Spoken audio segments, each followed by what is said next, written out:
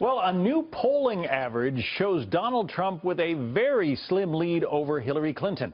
And that's a big shift in a matter of weeks. But there's some criticism of the media, particularly the Washington Post, for burying the lead on this story.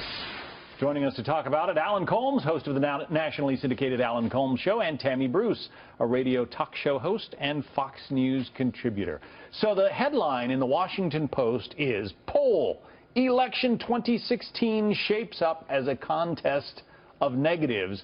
The fact of the matter is, a couple of weeks ago, Hillary Clinton was leading Donald Trump by 11 points in the Real Clear average poll, average of all polls. Now he's leading her by 0.2 of a point, and this is the headline that they come up with. The headline should be that he is edging her slightly. That should be the headline. You agree? Yes.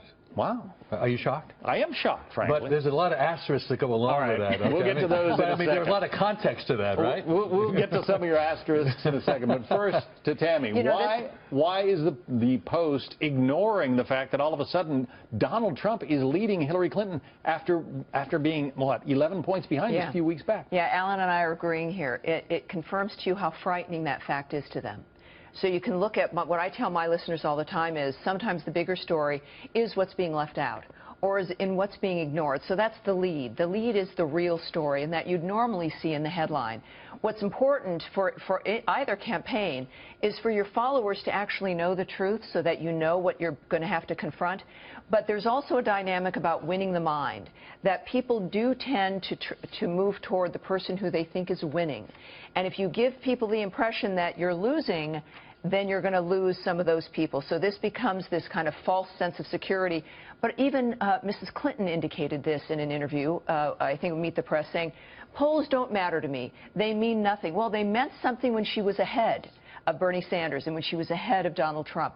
So they've got to mean something on both ends. And this is why people don't trust her and really don't trust politicians or certainly the media. Let's talk about some of those asterisks. What are the asterisks that you want to bring up? First of all, you know that the Republican Party is, sadly for itself, coalescing around Donald Trump. The coalescing has not taken place in the Democratic Party. You've still got a pretty divisive situation. Until such time as there is a coalescing, I don't know that those poll numbers mean a whole lot. Also, a Gallup poll out today shows, just out, that Republicans are much more engaged as of now in the electoral process this year. The Democrats haven't really gotten as engaged yet as the Republicans, maybe because of the division in the party.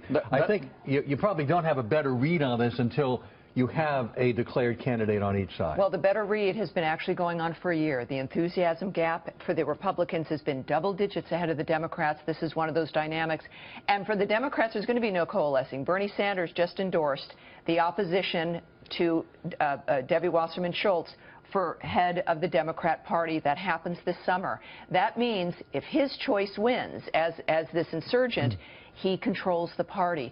Debbie Wasserman Schultz has not been liked. She clearly has not done a good job. You can't deny that. I mean, look at the condition of the Democratic Party. Well, wait a second. And that means it's all going to be over. You want to go there? You want to talk about if he wins the party. Reince Priebus and whether or not he's done a good job. You admitted everybody's coalescing.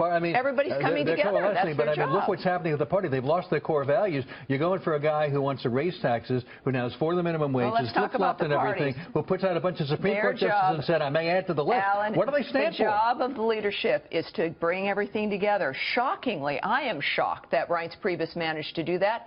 I think it's the strength of the support for Mr. Trump. At the same time, the Democrats still in disarray, and if Bernie Sanders' guy wins in the summer and his person is running the party, that's going to be, everything's going to go. The Republican Party is going to have. It's going to have to walk back supporting somebody who stands for a whole bunch of issues that are nowhere near what the Republican platform is. How are they going to eventually walk that back and go back to what Republican core values have always been up until now? Everybody has said, Democrats and Republicans like saying, we need to get along and have the big party and have no labels and have people being able to reach across the aisle. The Republicans finally get that person, and now it's just all bad. Well, what are the core Republican values? What do the conservatives stand for? Do they stand for a guy who has no core, who doesn't stand for anything, small and government, keeps changing his point of view every day? Personal defense. He opens his mouth and changes his view every time. By the end of the sentence, the beginning of the sentence doesn't make sense. See, this is how nervous the liberals are. I'm not nervous. This is explained. And I am every liberal. That's right. Thank you. All right. I don't think I had to ask more than one question. You two We want to make it easy for took you. off. Well, I appreciate that. It is Monday, after all. Tammy Bruce, Alan Colmes, thank you both.